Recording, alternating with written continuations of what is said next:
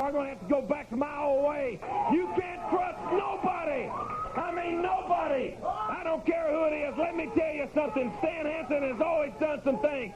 These assassins, Ole and Gene, I'm sick and tired of being taken advantage of. I don't trust nobody. Abdullah, Mark, Lewin, Mephisto, it don't make a difference. Kevin Sullivan, Tommy Rich, brother, I'm going to start looking out for myself. I'm tired of standing back here looking around at everybody. Ole Anderson, Gene Anderson, let me tell you something. Ole, you can take advantage of me. I'm a little dumb, I've always said it, but brother, let me tell you something. I'm one tough SOB, and when I get into the ring, no matter where it is, I'm going to get it. Wait a minute. Wait just a minute. We've got Mephisto out here against Kevin Sullivan. And Mark Lewin has got Kevin Sullivan in the sleeper hold. Stan Hansen battling it out with Ole and Gene Anderson up in the rear.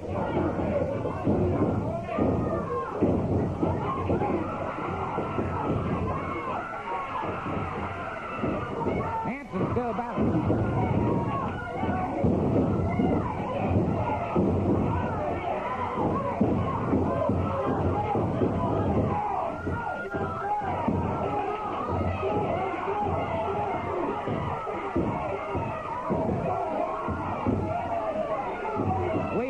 Got to get this situation straightened out. Finally, you've been shooting your mouth off long enough. It's just to be give me any of that. Let's get it out right now. Let's get it out right now. Well, we've got a situation here, and we're trying to keep. Well, all right. We'll be back. We'll be back in just a moment. Lars Anderson restrained, and Ole Anderson should leave the area. He should leave the area. No good. No good. We'll find out about Judge. You know, Ole Anderson may think that he's the coldest man in professional wrestling, or the coldest of the Anderson brothers. But I guarantee one thing when it's said and done. He's going to find out just how cold I am. He's going to prove it to me. And I'd like to say this, you know, Andre the Giant and Dusty Rhodes had a few words to say, and I'd like to have the fans listen to what they were saying. This was an exclusive interview that took place at the Omni right after the match, and let's listen to the comments from the eighth wonder of the world, Andre the Giant and Dusty Rhodes. You know, sometimes you get just a little bit. They get just a little bit, Andre, of what they got coming. Now, Payback, I said, was going to be what it was. Payback was going to be what it was. Now, for what they did in my face, what they did to Andre the Giant's face, we want something that will stop this thing once and for all. We want it over once and for all. We want one match where nothing can happen. Where I don't know what kind of match it's going to be, but we got to have one match. Just like you say, they start to pay a little bit, but they have to finish to pay. You have to pay that all the way, and that's what we want to do. We want you back in that ring because that's too easy to get disqualified. We want you in the ring, and we want a winner in there. We want no out. No way out. Ole Anderson, remember I'm saying this right now. Me and Andre the Giant going over record, no matter what we have to do. One match, one time, one way out. Either y'all walk out or we walk out the winner, and there'll be no more of this. It's got to end, and me and Andre going to put an end to it. I can assure you right now it's a long ways from being over between Dusty Rhodes and Ole Anderson. The Minnesota Wrecking Crew is headed for perhaps a disaster. There's no question. Now a battle between you two, and it looks to me like you're certainly getting the better of it right here. Well, I was getting the better right there, but there it is again. There's two of them, and you can see the maniac, what he's doing to me right here. He's pulling at my face, trying to... But here it is, what I've talked about. It's always 2-on-1, this cult. This cult is too much. Like I said, I'll do anything. He outgouged me. I'm going to do it to him, too. Right there. I mean, if you're going to fight fire with fire, Gordon, especially with these two men, this isn't... I've told, if I had to whip him, I'd whip him, and I did. And right here, I was down and took two of them. And here's the strange turn of events. The Butcher came out.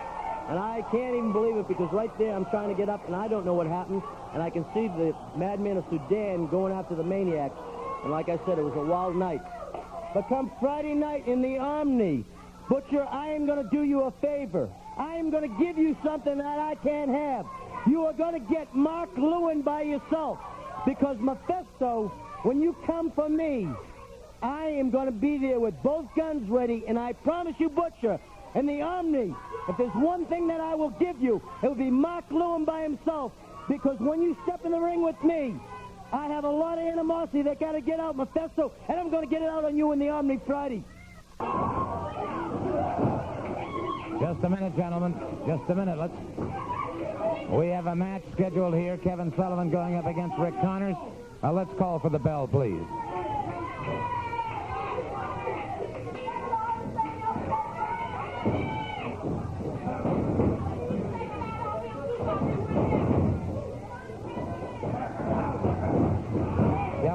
Kevin Sullivan against Rick Connors off the side headlock. Caught the rope. Caught him with a boot to the side of the rib cage. Sullivan using that elbow very effectively. The top of the head of Connors into a snapmare. And a rear chin lock now by Sullivan. Bracing down across the shoulders of Rick Connors.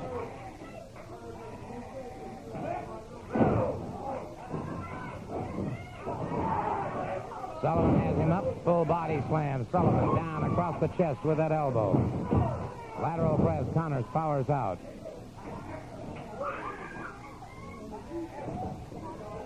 Sullivan now with the inside armbar. Back to those ropes, the referee calls for the break. And it was Connors catching him on the break. Sullivan retaliates. Connors down to one knee and Sullivan. Snapmare. And Sullivan again pressing that advantage, the Boston Battler. Drives the knee into the lower portion of the back. Sullivan catches him a good solid forearm. Connors came out with a foot, but Sullivan retaliates one to the midsection into another snapmare.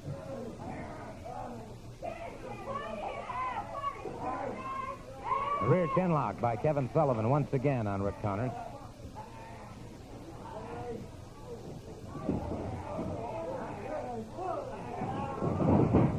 Off the ropes, got him with a good shoulder smash. Sullivan moves in on his man once again, a snapmare, and once again back to the rear chin lock.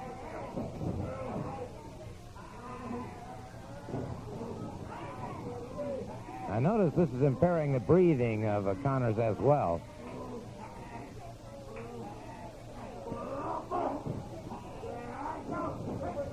And now Sullivan pounding away to the side of the jaw of Connors.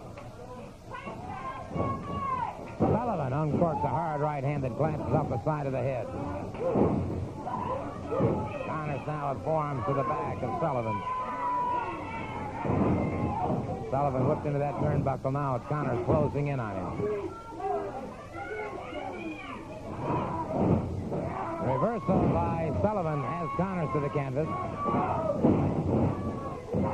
Into a lateral press. Connors comes out before the count of 3, however.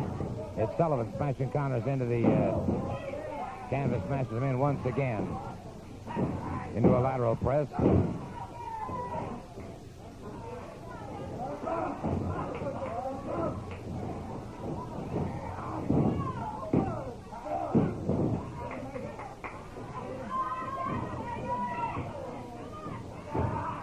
Notice the way he had hooked that arm, but Connors strapped him into a roll, and now back on their feet is Connors.